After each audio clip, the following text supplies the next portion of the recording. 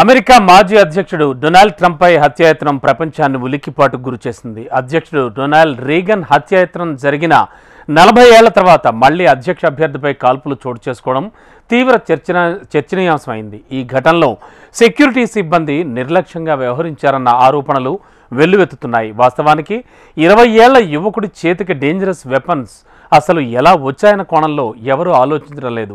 ఆ దేశంలో విచ్చలవిడిగా లభించే గన్ కల్చర్పై ఎవరూ వ్యాఖ్యానించడం లేదు. ప్రతి అమెరికన్కు గన్ ఉండాలని బలంగా వాదించే వ్యక్తుల్లో ట్రంప్ ముందుంటారు.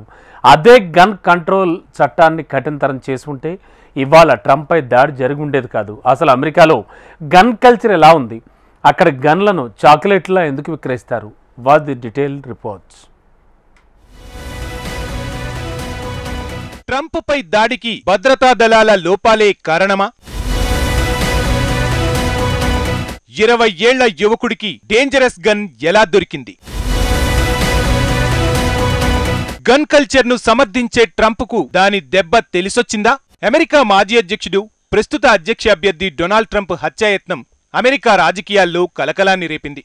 అధ్యక్షుడు రొనాల్డ్ రీగన్ హత్యాయత్నం జరిగిన 40 ఏళ్ల తర్వాత మళ్లీ అధ్యక్ష అభ్యర్థిపై కాల్పులు చోటు చేసుకోవడం తీవ్ర చర్చనీయాంశంగా మారింది. ఇప్పటికే అమెరికా అధ్యక్ష ఎన్నికలు హీటు పుట్టిస్తున్నాయి. ఇలాంటి తరుణంలో ట్రంప్పై కాల్పులు జరగడంతో అమెరికన్లలో భయాందోళన వ్యక్తమవుతోంది. అధ్యక్ష అభ్యర్థి రాబర్ట్ ఎఫ్ కెనడీ తర్వాత అధ్యక్ష అభ్యర్థిపై కాల్పులు జరగడం ఇదే తొలిసారి కావడంతో మళ్లీ నాటి భయానక పరిస్థితులు ఏర్పడతాయా అంటూ అక్కడి ప్రజలు చర్చించుకుంటున్నారు. అసలు ట్రంప్పై హత్యాయత్నం ఎలా జరిగింది? సీక్రెట్ సర్వీసెస్ సిబ్బంది ఎలా స్పందించారు? పెన్సిల్వేనియాలోని పీట్స్బర్గ్కు 33 మైళ్ల దూరంలోని బట్లర్ పట్టణంలో ప్రచారానికి ట్రంప్ వెళ్లారు. స్థానిక కాలమానం ప్రకారం శనివారం సాయంత్రం 6 గంటల సమయంలో ఈ సభ జరిగింది. అక్కడి సభలో అక్రమ వలసలపై ట్రంప్ ప్రసంగిస్తుండగా ఉన్నట్టుండి కాల్పుల మోత వినిపించింది. మైక్రోఫోన్లో ట్రంప్ ఏదో చెబుతుండగా 4 సార్లు కాల్పులు వినిపించాయి. ట్రంప్ కుడిచెవిని రాసుకుంటూ ఓ బుల్లెట్ దూసుకెళ్లింది. మళ్లీ కాల్పుల మోత వినబడుతుండటంతో వెంటనే ట్రంప్ కిందికి ఒరిగిపోయారు. అప్పటికే 5-6 రౌండ్లు కాల్పులు జరిగాయి. ఆ తర్వాతే సెక్యూరిటీ బలగాలు స్పందించాయి. వెంటనే ట్రంప్ను కాపాడేందుకు సెక్యూరిటీ బలగాలు చుట్టుముట్టాయి. మరిన్ని కాల్పులు జరిగిన తర్వాత అదనపు బలగాలు సంఘటనా స్థలానికి చేరుకున్నాయి. ఆ తరువాత 17 సెకండ్లకు కూడా మరోసారి కాల్పులు జరిగాయి. దీంతో అక్కడి మహిళలు హాహాకారాలు చేశారు. కాల్పులు మొదలైన 22 సెకండ్ల అనంతరం భారీ ఆయుధాలను ధరించి 3 దళాలు అక్కడికి చేరుకున్నాయి. ఆ తరువాత అక్కడి ప్రజలను కాపాడేందుకు సూచనలిస్తూ అరుస్తూ మాజీ అధ్యక్షుణ్ణి చుట్టుముట్టాయి భద్రతా బలగాలు. అప్పటికే ట్రంప్ కుడిచెవి నుండి రక్తం కారుతోంది. అతడి మొహంపై కూడా రక్తం కనిపించింది. అదే సమయంలో ట్రంప్ తన పిడికిలి బిగించి ప్రజలను ఉద్దేశించి చేతిని పైకెత్తారు. అక్కడికి వచ్చిన ప్రజలను ఉత్సాహపరిచారు. దీంతో యుఎస్ఏ అంటూ అక్కడి ప్రజలు పెద్ద ఎత్తున నినాదాలు చేశారు. ఆ తర్వాత 2 నిమిషాలకు ఆయన్ను తరలించారు. ట్రంప్ను ఓ ఎస్యూవీలో దూరంగా తీసుకెళ్లారు. ఈ కాల్పుల్లో నిందితుడితో పాటు ఓ ట్రంప్ మద్దతుదారుడు మృతి చెందారు. ట్రంప్ హత్యాయత్నంపై పలు ఏజెన్సీలతో విచారణ చేపడుతున్నట్లు ఫెడరల్ బ్యూరో ఆఫ్ ఇన్వెస్టిగేషన్ స్పష్టం చేసింది. తన కుడి చెవి పైభాగంలో బుల్లెట్ రాసుకుని వెళ్లినట్లు ట్రంప్ తన ట్రూత్ సోషోలో వెల్లడించారు. ప్రథమ చికిత్స అనంతరం తాను న్యూజెర్సీకి వచ్చినట్టు తెలిపారు. మాజీ అధ్యక్షుడి ప్రస్తుతం క్షేమంగా ఉన్నట్టు తెలిసింది. అయితే ట్రంప్ను హత్య చేసేందుకు యత్నించిన యువకుడు 20 ఏళ్ల థామస్ మాథ్యూస్ క్రూగ్గా FBI గుర్తించింది. అతడు పెన్సిల్వేనియాలోని బేతెల్ పార్క్ వాసిగా నిర్ధారించారు. ఓటర్ ఐడి ప్రకారం క్రూక్ రిపబ్లికన్గా నమోదు చేసుకున్నాడు. 2017లో $15 విరాళంగా ఇచ్చాడు. అయితే అతడు ఎందుకు ట్రంప్ను హత్య చేసేందుకు యత్నించాడు అన్న వివరాలు మాత్రం తెలియరాలేదు. ట్రంప్ హత్యాయత్నంలో భద్రతా దళాలు వైఫల్యం చెందాయని చాలామంది వాదిస్తున్నారు. నిజానికి దుండగుడు 150 మీటర్ల దూరం నుంచే ట్రంప్పై కాల్పులకు తెగబడ్డాడు. అంత సమీపంలోకి రాగలిగాడంటే భద్రతా సిబ్బంది వైఫల్యమే కారణమంటున్నారు. నిజానికి భద్రతా దళాల వైఫల్యం ఎంత ఉందో అమెరికాను పట్టిపీడిస్తున్న గన్ కల్చర్ భూతం కూడా అంతే కారణం.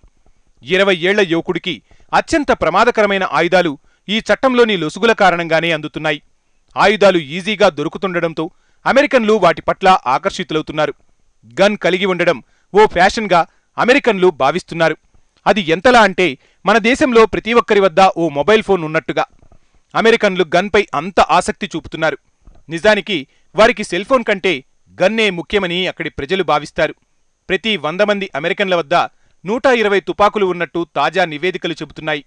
మన దేశంలో మొబైల్ ఫోన్లను ఎంత ఈజీగా కొనుగోలు చేయవచ్చు, అమెరికాలో గన్లు కూడా అంత ఈజీగా దొరుకుతాయి. మనం దుకాణంలో చాక్లెట్లు కొన్నంత ఈజీగా అన్నమాట అమెరికాలో గన్నులను కొనుగోలు చేయటం అంత ఈజీ. అమెరికాలో గతంలో కంటే తుపాకుల వ్యాపారం భారీగా పెరిగింది. 2000 నుంచి 2 దశాబ్దాలుగా 13,90,00,000 తుపాకులు ఉత్పత్తయ్యాయి. మరో 7,10,00,000 గన్నులు దిగుమతయ్యాయి. 2020లో 1,35,00,000 గన్నులు, 2021లో 2,20,00,000 గన్నులు విక్రయమయ్యాయి. ఇందులో అత్యాధునిక రైఫిళ్లు కూడా ఉన్నాయి. గన్నుల ధరలు $100 నుంచి లభిస్తున్నాయి. అంటే మన రూపాయల్లో చెప్పుకుంటే 7,000 పెడితే చాలు గన్ దొరుకుతుంది. ఇక తుపాకుల నియంత్రణా చట్టం ప్రకారం 18 ఏళ్లు పైబడిన ఎవరైనా గన్నును పొందవచ్చు. ఎలాంటి నేరచరిత్ర, మానసిక సమస్యలు ఉండరాదని చట్టం చెబుతోంది. మన దేశంలో ప్రతి వ్యక్తి వద్ద ఓ సెల్ఫోన్ ఉన్నట్టే అమెరికాలో ప్రతి వ్యక్తి వద్ద ఓ గన్ ఉంటుంది. తుపాకులపై ఎలాంటి నియంత్రణ లేకపోవడంతో గన్ కల్చర్ మరణాలు ఏటికేటికి పెరిగిపోతున్నాయి. 2020 ప్రకారం 19,350 మంది తుపాకీ తూటాలకు బలైపోయారు. 2019లో కంటే 35% పెరిగింది. ఇక 2020లో 24,245 మంది తుపాకులతో ఆత్మహత్యకు పాల్పడ్డారు. 2019 కంటే 1.5% ఆత్మహత్యలు పెరిగాయి. 2009 నుంచి అమెరికాలో 274 సామూహిక కాల్పులు జరిగాయి. ఫలితంగా 1,536 మంది ఆ తూటాలకు బలైపోయారు. 983 మంది తీవ్ర గాయాల పాలయ్యారు. తుపాకుల వాడకంపై గట్టి నియంత్రణ ఉండాలని 52% మంది ప్రజలు కోరుకుంటున్నారు. తుపాకుల నియంత్రణకు 91% డెమోక్రట్లు మద్దతిస్తుంటే రిపబ్లికన్లు మాత్రం వ్యతిరేకిస్తున్నారు. గన్ కంట్రోల్ చట్టాన్ని కఠినతరం చేయాలంటూ ఇటీవల పెద్ద ఎత్తున నిరసనలు వ్యక్తమయ్యాయి. గతేడాది ఏదో హడావిడిగా చట్టాలు తీసుకొస్తున్నట్టు బైడెన్ సర్కార్ ప్రకటించింది. కానీ ఆచరణలో మాత్రం పూర్తిగా వైఫల్యం చెందింది. నిత్యం తుపాకులు గర్జిస్తున్నా మౌనంగా చూస్తుండిపోయింది బైడెన్ సర్కార్. కఠిన చట్టాలను తీసుకొచ్చి అమలు చేయడంలో అలసత్వం ప్రదర్శిస్తోంది. ఫలితంగా ఎందరో నిండు ప్రాణాలు గాల్లో కలిసిపోతున్నాయి. గన్ కంట్రోల్ వ్యవహారం రాజకీయ విమర్శలతో పక్కదారి పడుతోంది. రిపబ్లికన్ పార్టీకి చెందిన నేతలు గన్ కల్చర్కు అనుకూలంగా వ్యవహరిస్తున్నారు. డెమోక్రట్లు మాత్రం వ్యతిరేకిస్తున్నారు. గన్ కలిగి ఉండడం అమెరికన్ హక్కంటూ స్వయంగా ఇప్పుడు హత్యాయత్నానికి గురైన ట్రంపే వాదిస్తున్నారు. మాజీ అధ్యక్షుడు ట్రంప్తో పాటు రిపబ్లికన్ పార్టీకి చెందిన పలువురు నేషనల్ రైఫిల్ అసోసియేషన్ ఎన్ఆర్ఐలో సభ్యులు. పైగా ఆయుధ తయారీ కంపెనీల్లోనూ వారికి భారీగా వాటాలు ఉన్నాయి. ఈ నేపథ్యంలో తుపాకీ నియంత్రణా చట్టాన్ని కఠినతరం చేయకుండా సెనెట్లో ఎన్ఆర్ఏ సభ్యులైన రిపబ్లికన్లు అడ్డుకుంటున్నారు. రిపబ్లికన్ల తీరుపై డెమోక్రట్లు తీవ్ర ఆగ్రహం వ్యక్తం చేస్తున్నారు. అమెరికాలో తప్ప మరే దేశంలోనూ విచ్చలవిడి కాల్పుల ఘటనలు జరగవని డెమోక్రట్లు ఆరోపిస్తున్నారు. ఇప్పటికైనా తుపాకీ సంస్కృతిని అడ్డుకోవాల్సిందేనని డిమాండ్ చేస్తున్నారు. భారీగా నిరసనలు హోరెత్తుతున్నా రిపబ్లికన్లు మాత్రం పట్టు వీడడం లేదు. గన్ కల్చర్కు అనుకూలంగానే వ్యవహరిస్తున్నారు వారు. కొందరు అమెరికా అధ్యక్షులు కూడా గన్ రక్కసి భూతానికి బలవుతున్నారు. ప్రజలు పెద్ద ఎత్తున నిరసనలు వ్యక్తం చేస్తున్నారు. కానీ అక్కడి ప్రజా ప్రతినిధుల్లో మాత్రం మార్పు రావటం లేదు. గన్ కంట్రోల్ చట్టాన్ని కఠినతరం చేసే దిశగా మార్పులు చేసినా వాటి అమల్లో మాత్రం ఎక్కడ వేసిన గొంగలి అక్కడే అన్న చందంగా మారింది. దీంతో గన్ కల్చర్ భూతం అగ్రరాజ్యంలో మరింతగా విజృంభిస్తోంది.